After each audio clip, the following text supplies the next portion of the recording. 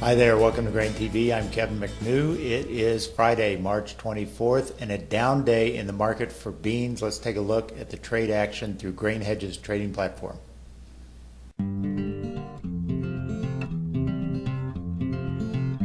Overnight, beans was the leader to the downside with 5-cent losses, while wheat was trying to hang out in positive territory. On the opening bell, beans moved lower and never looked back, trading as much as 13 cents down by midday.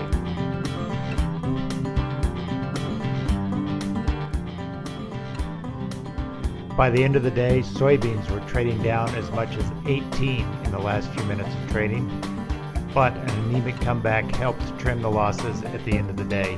On the close, soybeans were off 15 1/4, corn was only off a half, and Chicago wheat managed to gain 3 3/4 cents.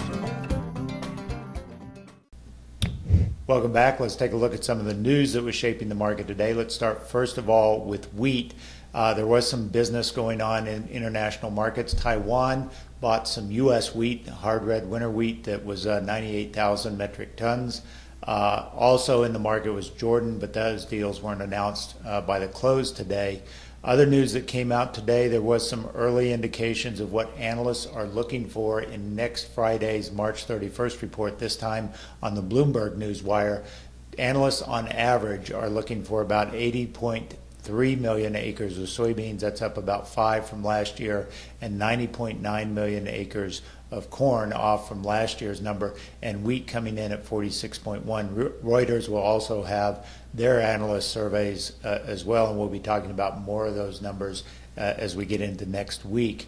Other news out in Europe, the Corsarial trade group said they think the EU's winter wheat crop, soft wheat crop, will be much higher than last year, coming in at 144 million metric tons versus 135 last year. Remember, last year they had some crop problems that led to a shortfall. Keep in mind that yesterday we talked about the Russian situation, where they are looking for a 10 million metric ton drop in their wheat crop. So they're sort of balancing each other out. And of course, in the U.S., we're focused on substantially lower wheat acres for the second year in a row, and the potential for maybe only average yields off of last year's record high yields. We'll talk more about the wheat outlook here in a minute. Before we get to that, let's take a look at what traders have been focusing on in regards to this weather pattern that is expected over the next 2 weeks to really help the drought-stricken southern plains. And in particular, what we're looking for is rains to start on Wednesday and Thursday in Kansas, Oklahoma, hit again with another system on Saturday and Sunday. And when you look at the 14-day accumulation of precipitation, I've got numbers here from what those forecast models showed yesterday and what they show as of the latest run midday through the trade session today. And what you'll notice is the numbers are getting smaller. So in Kansas, yesterday's model run showed about 2.8 inches of rain over this 2-week time period. The latest model run as of midday today was only 2 inches. And likewise in Oklahoma, going from 5 inches down to 3.9, and Texas 1.8 to 1.6. More problematic, I think, is the distribution of this rain in retrospect to where the winter wheat is actually produced in these regions. If we look at this map on the left, what you have is the rainfall expectations over this next 2-week period. You can see the heavy gray or the heavy green areas are areas where we'll see them, or expected to see the most precipitation. Southeast Oklahoma, for example, expected to see 4 inches of rain. Conversely, in the north central part of the state, only 3 inches of rain. When you get up into Kansas, in the western half, central half of Kansas, it gets even sparser with only 1.3 to 2.0 inches expected. Keep in mind, those are the areas where the bulk of the wheat production is grown. As you'll see on the right, the areas in green are the areas most intensive in terms of winter wheat production. So these two are not syncing up. In other words, where the wheat is grown is not syncing up with where the majority of this rain is going to happen. Not to say they're not going to get some rain in these critical wheat areas, but it's not going to be as much as the advertised rain in the far eastern portions of the state. So keep that in mind, that this rain event, while important and potentially can help the crop, is still going to be limited to the eastern parts of these regions where there's less wheat production than in the west.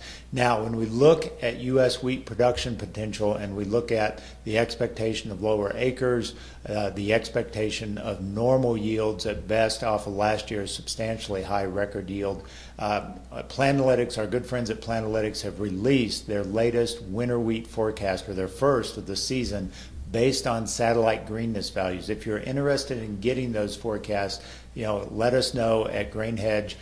Hit us up by email at support@grainhedge.com. We'd be happy to talk to you about what Planalytics sees in those forecasts. But based on their forecasts and what we've been thinking, we look for pretty much on average yield potential in the coming year. And if that's the case, then it's going to be off substantially from last year's 52.6. Acreage, of course, we're going to get a big answer to that on March 31st. Analysts called for, in the Bloomberg Newswire I just talked about earlier, 46.1. We have 46.7. So even the analysts on average are calling for a lower number than what I have here. But look at the bottom line. The bottom line is under normal usage numbers, and in wheat, we have very little variation in wheat usage. The only real big change one year to the next is really exports. So, we could see 50 to 75 million bushels one way or the other on exports. But even with these scenarios, we expect wheat carryout to drop substantially from its current level of 1.1 billion bushels, well below 1 billion bushels in the next year, probably somewhere in the 850 to 900 million bushel carryout, with expectations of a normal yield. So if those yields are not quite as good as normal as we are seeing in the southern plains, then that has the potential to potentially drop these numbers even more. Not to say we're going to have a runaway wheat market, but I think we're starting to turn the tide in this bearish wheat market that has been beaten down for a substantial time period, years upon years of being beaten down. I think of all the commodities, probably wheat has the most upside potential, at least the less downside potential in the marketplace. That's conversely to, of course, the soybean market, which took a pounding today, giving up 15 cents a bushel. It really felt sort of like a risk-off day after 4 days in a row of sort of drifting lower, sinking lower. Today really felt like the market just needed to sort of flush out some trades here.